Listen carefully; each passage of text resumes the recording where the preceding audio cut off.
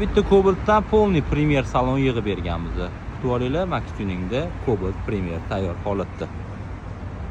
Bu avtomobilimizdagi Malibu 2 Premier tablo ustunovka qilib berganmiz.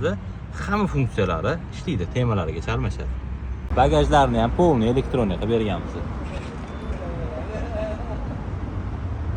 Salon qismida ham knopkasi bor. Mana bossak, yopilib beradi.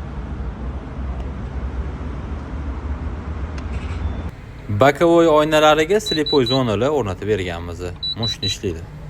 Avtomobil to'liq shum izolyatsiyadan chiqdi. Premium klassda shumka qilib berilgan. Malibu 2 original Black Piano rul o'rnatib berganmiz. Malibu 2 barni ham Premierdan o'rnatganmiz. Salon qop-qora bo'lib turish uchun patoloklarni ham qop-qora qilib berganmiz. Tarpetkani tepachastlari, tablo ramkalari, 4 ta eshigidagi materialli chastlar hammasini kojinli qilib berdik. Bokovoylarini elektronik qilib berganmiz. Bitta knopkani bossangiz salon qismidan bokovoylarimiz yopilib beradi. Krugoy tonirovka qilindi. Oldin loblarigacha ham qaranglar, tonirovka qilib qo'yganmiz. Ichi umuman ko'rinmaydi. Malibu 2 Premier Star Stoplarni ham ustunovka qilib berganmiz.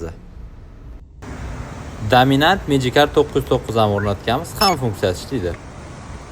Pioneer 725 magnitofon o'rnatib, polniy 4 ta kolonka usilitorlari bilan ustunovka qilib qo'yganmiz. Salon Black Piano bo'ldi. Eshik opshkali detallari, tarpetka, deflektor, magnitofon ramka, Malibu detali, rullari, tablodagi detallar hammasi Black Piano qilindi.